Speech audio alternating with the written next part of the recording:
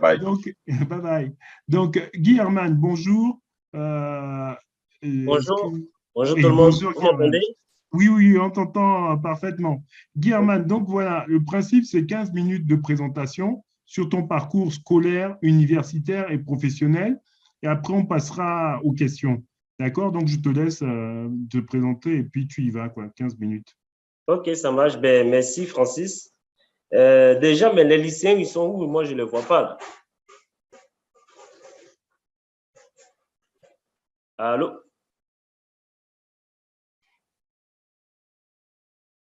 Allô? Vous m'entendez? Oui, on t'entend. Excuse-moi, qu'est-ce qui s'est passé? Ouais, je Vas-y. demandais en fait, les lycéens, ils sont où? Moi, je ne les vois pas là. Les? Les lycéens. Ah, mais ils sont connectés. Hein. Ne Ok, t'inquiète pas pour ça. C'est-à-dire que tu te présentes On est là.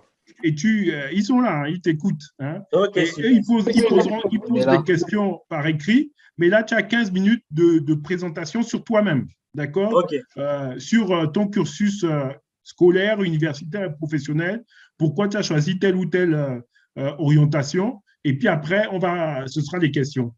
ok, Mais ça marche. les lycéens sont connectés, ils te regardent, d'accord? Ok, super. Ben, écoutez, salut à tous. Moi, c'est Guy Herman Adiko. J'ai eu un parcours assez simple. J'ai fait le collège moderne de l'autoroute à Trècheville. Et après ça, j'ai fait le lycée moderne de Trècheville, encore une fois à Trècheville. J'ai eu un bac C, d'accord? Au départ, je voulais être pilote de ligne des compagnies commerciales, mais finalement, j'ai dû changer de carrière. Je me suis orienté dans le domaine des télécommunications. Donc, j'ai commencé ma carrière chez Orange, Côte d'Ivoire. J'ai commencé là-bas en 2006 en tant que technicien radio pendant près de 7 ans. Je m'occupais de toute l'infrastructure de la radio. Quand on dit radio, en fait, c'est vos téléphones cellulaires sont connectés à des antennes que parfois vous voyez sur des immeubles, dans des petites maisons blanches. Ce sont des équipements radio qui sont à l'intérieur. Et donc, du coup, à chaque fois que vous voulez passer un appel, faire des SMS, Internet, n'importe quoi, le signal à partir de votre téléphone est envoyé à l'antenne radio. Donc, du coup, moi, j'ai fait la maintenance et l'exploitation de ces antennes-là pendant près de 7 ans. Après, je suis allé à la qualité en tant qu'ingénieur pour faire tout ce qui est qualité de service, qualité d'expérience. On devrait s'assurer que tous les abonnés d'Orange Côte d'Ivoire avaient un service impeccable. Donc, toutes les fois que vous faites un service, que vous utilisez un service avec votre téléphone, Internet, appel, SMS, on doit s'assurer que ce service-là, il est impeccable. Donc, du coup, on avait des KPI, entendez par là par Key Performance Indicator, ou en français, indicateurs clés de performance, qui vont nous permettre de connaître la santé du réseau. D'accord? Donc, après ça, j'ai décidé de quitter la Côte d'Ivoire pour venir au Canada. Donc, je suis au Canada depuis 2016. Et là, en fait, ce qui a fait que j'ai décidé de venir au Canada, c'est parce que je voulais poursuivre mes études, je voulais me spécialiser en intelligence artificielle et il n'y en avait pas en Côte d'Ivoire en 2016. Et donc, je suis venu ici pour vraiment me spécialiser en intelligence artificielle. Mais parallèlement, j'ai poursuivi ma carrière toujours dans les télécoms avec différentes compagnies, compagnies françaises, compagnies québécoises. Et aujourd'hui, je suis maintenant chez IBM, qui est l'un des plus gros joueurs dans le monde de l'intelligence artificielle. Ça fait juste quelques jours que j'ai rejoint IBM.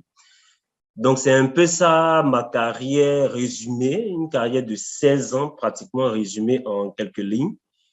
Donc, je suis là maintenant disponible pour vos questions. Mais Guy Herman, mais je vois, il y a quand même, vous êtes des Ivoiriens, des Africains, vous êtes partis. On a eu Sion Fongo qui est parti, qui est au Canada. On a eu Warren qui est parti, qui est en France. On a eu toi, mais qu'est-ce qui se passe là? On a besoin que tu reviennes.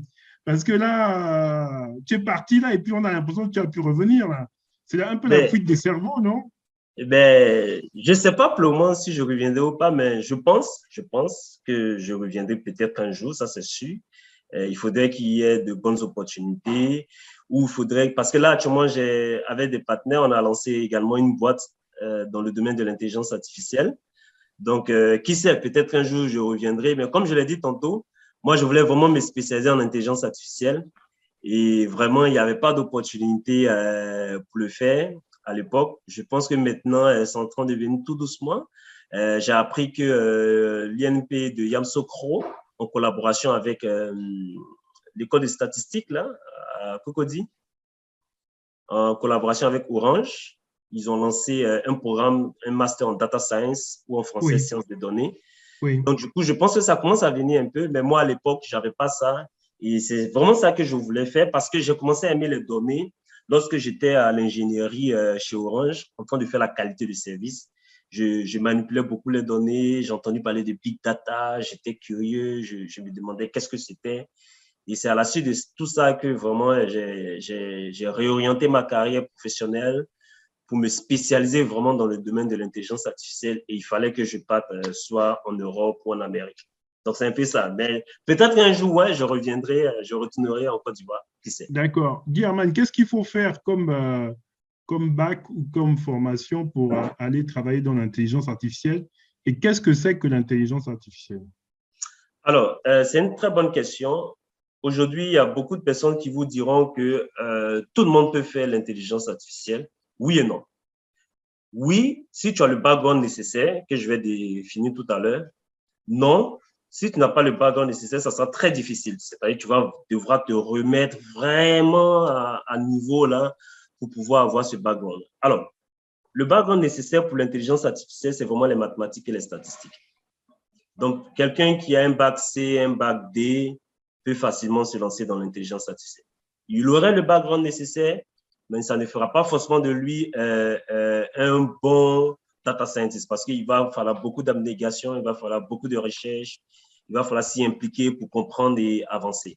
Parce qu'il faut comprendre une chose, que ce soit en Amérique, en France, en Côte d'Ivoire, n'importe quoi, les écoles vont t'apporter pratiquement 40% du savoir. Et 60%, c'est toi-même. Donc, quand bien même tu as le background nécessaire, c'est-à-dire un bac C ou un bac D pour la Côte d'Ivoire, donc dans le domaine scientifique, il va falloir redoubler d'efforts pour pouvoir être à niveau. Mais Maintenant, qu'est-ce que c'est? l'intelligence Oui, artificielle, oui, vas-y. l'intelligence Oui. artificielle, en fait, c'est un domaine de l'informatique, d'accord, qui existe depuis longtemps. Et quand on parle d'intelligence artificielle, tout le monde pense aux robots, les films qu'on a eu à regarder quand on était plus jeune, ce genre de choses-là. Mais ce n'est pas que ça, l'intelligence artificielle. La branche aujourd'hui de l'intelligence artificielle qui est beaucoup mise en exergue, c'est cette branche-là qui permet de pouvoir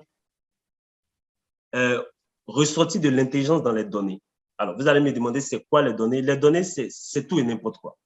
D'accord? Là, actuellement, par exemple, combien de bus de la Sotra passent sur le pont Houphouët-Boigny ou le pont de Gaulle? Ou par exemple, il y a combien de maquis à Yopougon? C'est tout et n'importe quoi les données. Une entreprise, admettons que X a une entreprise de vente de vêtements. Il a plusieurs magasins à Abidjan. Il aimerait maintenant s'étendre à Yamoussoukro, à San Pedro.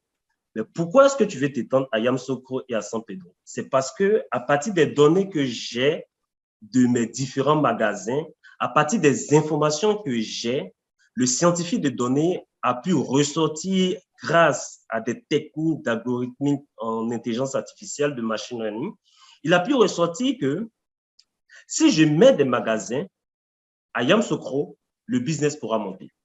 Si je mets des magasins à San Pedro, le business pourra monter. C'est-à-dire, en fait, on ne veut plus que euh, euh, Monsieur X, qui est le PDG de l'entreprise, décide, par exemple, d'avoir certaines... on ne voudrait plus qu'il prenne des décisions juste basées sur ses connaissances, sur son feeling. Non. On veut que les dirigeants d'entreprise prennent des décisions orientées, basées sur les données qu'ils ont, les données liées à son industrie. Et donc, c'est à partir de là qu'on va pouvoir faire ressortir certaines informations pertinentes. Donc, pour résumer en une seule phrase, l'intelligence artificielle, c'est la technique qui va vous permettre de pouvoir ressortir de l'intelligence dans les données pour répondre à des problèmes. Exemple très simple, parfois vous partez sur YouTube, vous écoutez une, deux, trois musiques et à partir de là, on vous fait des recommandations. C'est une technique d'intelligence artificielle. Lorsque vous prenez vos téléphones, vous êtes sur Facebook. Est-ce que vous vous êtes déjà posé la question, mais comment est-ce que l'actualité de Facebook m'arrive? C'est en fonction de vos choix, de ce que vous cliquez, de ce que vous aimez. L'algorithme de Facebook, pour lequel je ne vais pas entrer dans les détails, va vous présenter un fil d'actualité qui est différent du fil d'actualité de Akissi, qui est différent du fil d'actualité de Kone, ainsi de suite. Ça aussi, c'est de l'intelligence artificielle. Vous pouvez déverrouiller votre téléphone, par exemple, avec votre visage, qu'on appelle la reconnaissance faciale. C'est aussi de l'intelligence artificielle. Donc, en gros, tout le monde fait de l'intelligence, en fait, tout le monde utilise les résultats de l'intelligence artificielle sans savoir forcément que c'est l'intelligence artificielle. Donc, ça n'a rien à voir avec la robotique. C'est vraiment une autre branche qui va permettre vraiment de ressortir de l'information dans les données et à partir de là, répondre à des problématiques spécifiques de l'entreprise. Guy Herman, franchement, tu as parlé là, j'ai eu des frissons. Si j'étais avec toi au Canada, je t'aurais vraiment serré dans mes bras tellement que ça m'a touché. Non, vraiment, ça m'a touché. Non, vraiment, okay. Il faut que tu viennes. Mais Guy Herman, on a des jeunes qui ils trouvent que les mathématiques, c'est comme si c'était une souffrance.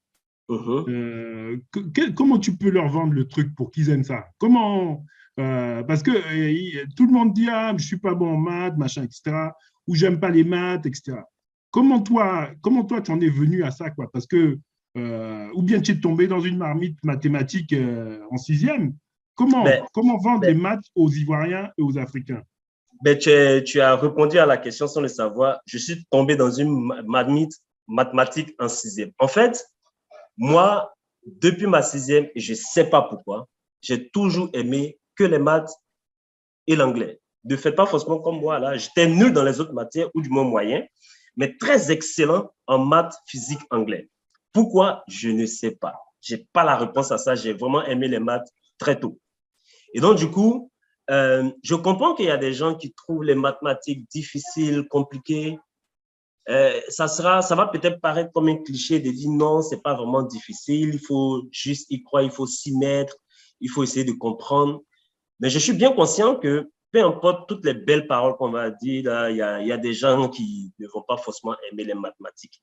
Mais pour ces personnes-là, moi, je leur dirais, en fonction de l'objectif que tu te fixes, si demain tu penses que tu veux devenir pilote, d'accord? Il y a plusieurs métiers, hein, il n'y a rien à dire là.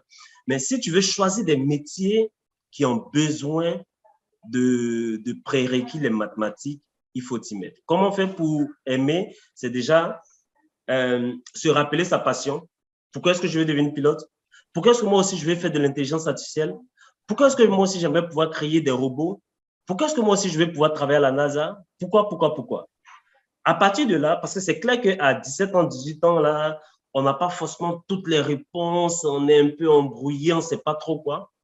Mais à partir de ton rêve, il doit pouvoir être ton leitmotiv pour te focuser sur certaines matières qui seront plus ou moins importantes pour réaliser ce rêve-là.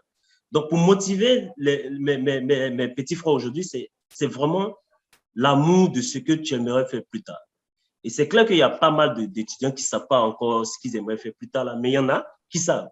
Et si ce que vous voulez faire plus tard est vraiment lié au domaine scientifique, vous devez vous accrocher à cet amour-là pour développer un intérêt, pas forcément un amour, mais un intérêt pour des matières scientifiques comme les maths, les physiques, ainsi de suite. Et aussi l'anglais, j'insiste sur l'anglais. Et à partir de là, ça va vous permettre, parce que quand tu es en première, terminale, tu te dis, ben, j'apprends tout ça, les LN, les limites, mais qu'est-ce que ça va m'apporter dans la vie? Je vous assure que le gros plus que vous aurez plus tard dans la vie, c'est comment pouvoir réfléchir de manière structurée pour résoudre des problèmes. Moi, aujourd'hui, je ne fais pas des limites, je ne fais pas des LN, mais ce que ça m'a apporté, c'est la structuration des idées et la démarche pour pouvoir résoudre un problème. Donc, demain, si tu es pilote de ligne, demain, si tu es scientifique de données ou data scientist, tu auras eu ce background-là qui te permet de pouvoir réfléchir de manière structurée. Donc, vraiment, pour répondre à ta question, Francis, là, pour le résumer, en fonction de vos rêves, croyez en vos rêves, accrochez-vous à vos rêves pour pouvoir susciter de l'intérêt dans les matières qui vont pouvoir vous permettre de réaliser vos rêves. est-ce que les mathématiques, ce n'est pas comme une langue? Comme une langue. Ben, oui, on peut considérer les mathématiques comme une langue dans le sens où ça va permettre à différents équipements informatiques de communiquer entre eux. C'est des protocoles, c'est standardisé. Ça peut être considéré comme une langue dans le sens où là, je parle en français, vous me comprenez, vous m'entendez, vous me comprenez. Et donc, du coup, pouvoir comprendre des systèmes d'algorithmes, par exemple, pour programmer à la machine, parce que je ne peux pas parler verbalement à la machine. Je dois lui envoyer des codes, des algorithmes par rapport à un projet bien défini. Et c'est à partir de là maintenant que l'ordinateur me comprend moi et il exécute. Donc oui, on peut considérer les mathématiques comme une langue. Donc, Guy Herman, tu es ivoirien ou je ne sais pas? Je suis ivoirien. D'accord. Tu es ivoirien, mais qu'est-ce que tu proposerais pour développer les mathématiques en Côte d'Ivoire? Qu'est-ce que tu penses qu'il faut qu'on fasse pour qu'il y ait de plus en plus de jeunes qui s'intéressent aux mathématiques? Qu'est-ce qu'on doit leur proposer? Parce que tout le monde n'est pas tombé dans les mathématiques comme toi, en sixième, tu vois. On a eu des parents qui peut-être, il y a des parents qui disent tout le temps, j'aime pas les maths, j'aime pas les maths. Et les enfants grandissent en se disant aussi, papa n'aime pas les maths, moi j'aime pas les maths aussi. Qu'est-ce que tu peux proposer comme plan pour développer les mathématiques? Je ne sais pas, même 3 idées pour développer les mathématiques en Côte d'Ivoire et parmi les élèves. Alors, moi, je dirais, c'est vraiment les médias. Les médias et puis aussi des personnes comme nous, d'accord, dans le monde professionnel, qui voudront investir de telle sorte que la jeunesse puisse s'intéresser aux mathématiques. Pourquoi les médias? Aujourd'hui, les jeunes sont très médias sociaux. À notre époque, on était beaucoup médias traditionnels. Je me rappelle encore Génie en herbe. Moi, j'étais très jeune, j'aimais cette émission-là.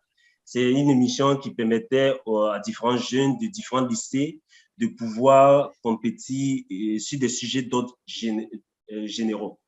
Et donc, du coup, euh, euh, imaginons un seul instant qu'on avait des émissions de télé qui mettaient en exergue les meilleurs mathématiciens des différents lycées pour des concours avec des remises de prix. Moi, je vois par exemple des concours Miss Côte d'Ivoire. Je n'ai rien contre ces concours-là, mais imaginez un seul instant qu'on avait un concours comme ça national, très télévisé, très médiatisé, sur des concours en mathématiques, en physique, en anglais, en histoire géo, n'importe quoi. À partir de là, ça va susciter de l'intérêt dans la majorité des jeunes. Des professionnels comme nous qui pourront inventer, par exemple, des concours de mathématiques pour pouvoir juste primer, juste remercier les plus grands mathématiciens en griffe de Côte d'Ivoire, de la jeunesse. Ce genre de choses-là, je pense que une fois qu'il y a de l'incitation, les jeunes, ils aiment cela. Et ça va susciter de l'engouement, ça va susciter de la compétition. Et c'est à partir de là maintenant que la jeunesse ivoirienne va commencer à vouloir être comme. Parce que lorsque tu n'as pas de modèle, tu n'as pas de repère, c'est difficile de dire, ben, qu'est-ce que je vais faire avec les mathématiques? Et ils ont raison. Qu'est-ce que je vais faire avec les mathématiques? On m'apprend beaucoup de limites de Ln, de interaction gravitationnelle, mais qu'est-ce que je vais faire avec ça plus tard? Mais si on a des émissions de télé, si on a des partenaires qui essaient de prôner cela et mettre ça en avant sur les différents médias sociaux sur lesquels les jeunes sont, ainsi de suite, il y a des prix.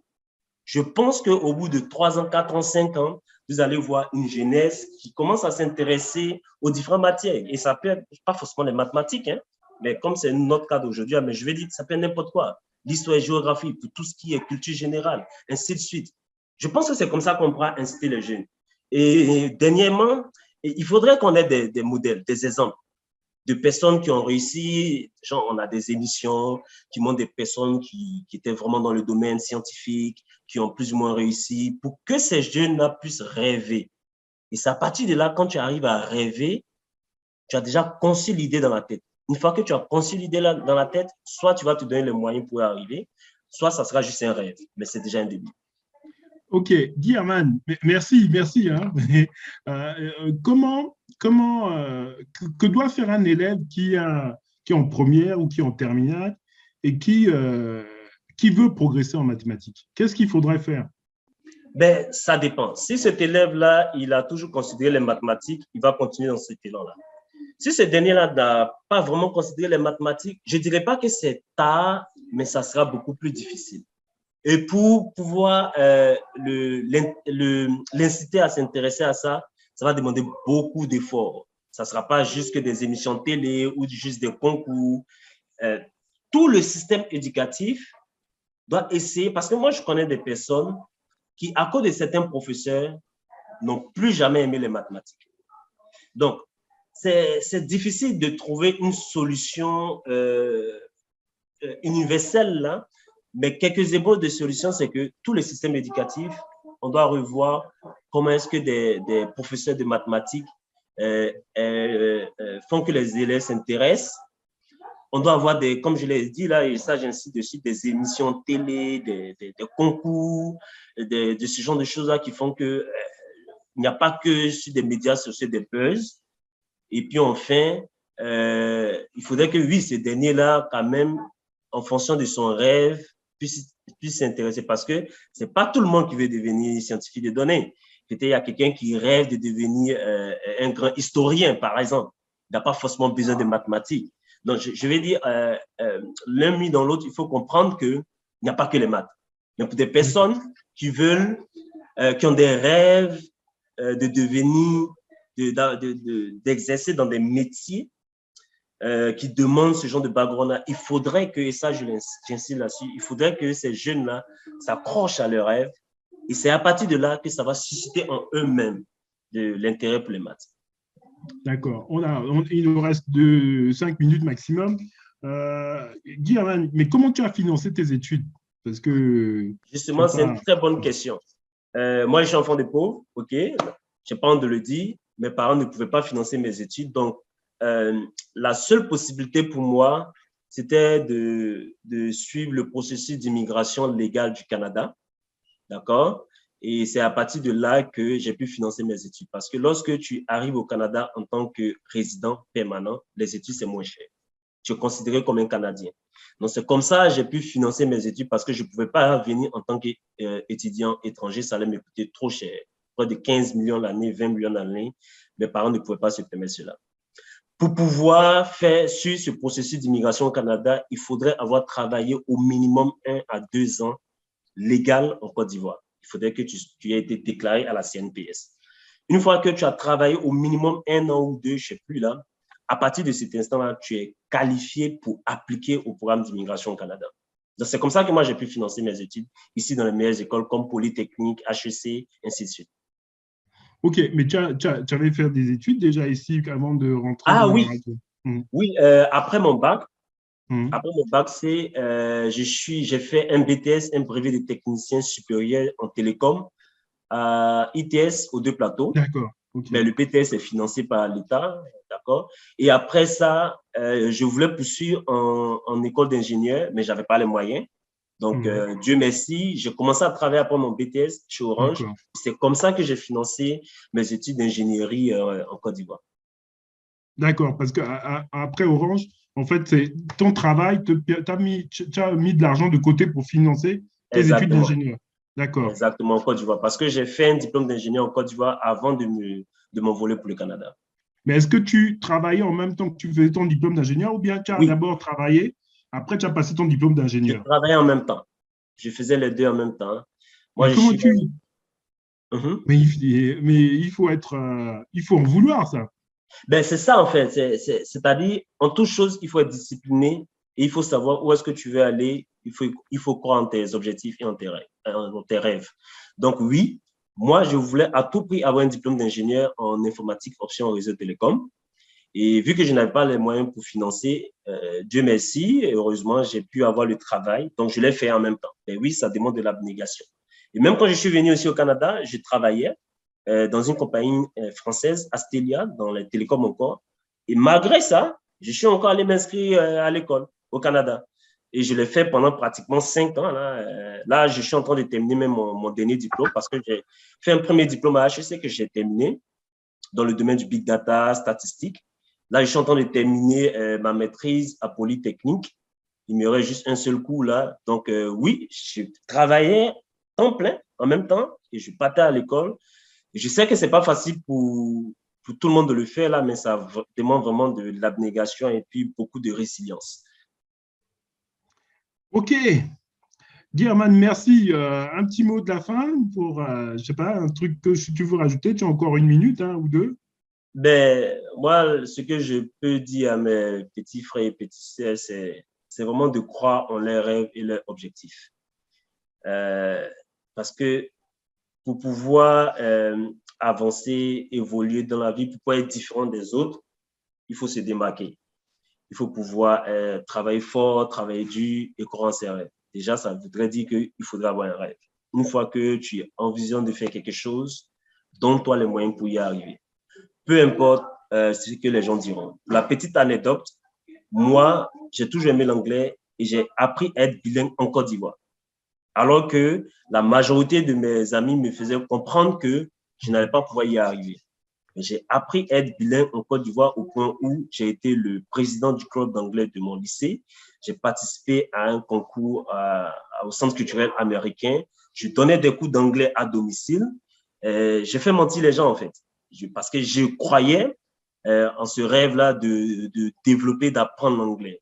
Et aujourd'hui, moi, quand j'apprenais l'anglais comme ça, de manière intense, je n'avais jamais envisagé un jour arriver ici au Canada. Je le faisais, j'étais encore au collège, lycée, tout ça. Je le faisais juste par passion. Une fois, il y a un de mes amis qui me posait la question, mais pourquoi est-ce que tu apprends tant l'anglais? Qu'est-ce que tu vas faire avec? Et aujourd'hui, quelques années plus tard, je réalise que l'anglais, ça me suit partout où je vais. Je fais des entretiens en anglais. J'ai fait des entretiens avec Google, Facebook, qui ont failli même me donner des contrats. Donc, c'est juste pour dire aux étudiants mon mot de fin. Croyez en vos rêves. Et puis, à partir de là, peu importe ce que les gens vont dire, donnez-vous tous les moyens. Donnez-vous tous les moyens. Je répète encore une fois, donnez-vous tous les moyens. Parce que si vous croyez juste en vos rêves, et puis à chaque fois vous êtes au maquis, vous êtes ceci, cela, tout, ben ça sera juste un rêve. Tant pis. Voilà mon mot de fin. Merci beaucoup. Hein. Merci beaucoup pour ton temps, Guy Herman. Et Merci à puis, vous. merci à tous ceux qui nous ont suivis pendant 2 heures. Hein. Ça a été, mais ça a été, j'espère que ça a été instructif. En tout cas, pour moi, ça l'est. J'espère que ça va vous aider dans vos choix d'orientation. Et puis, demain, on a encore 2 heures comme ça, de 14 heures à 16 heures, pour ceux qui auront le courage de venir se connecter. Moi, de toute façon, je serai là.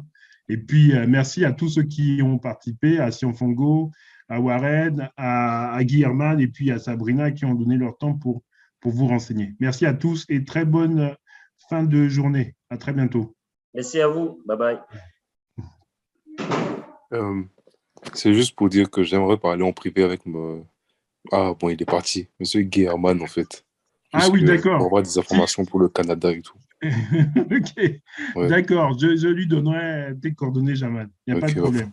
Ok, merci. Allez, merci. À bientôt. Au revoir. À bientôt.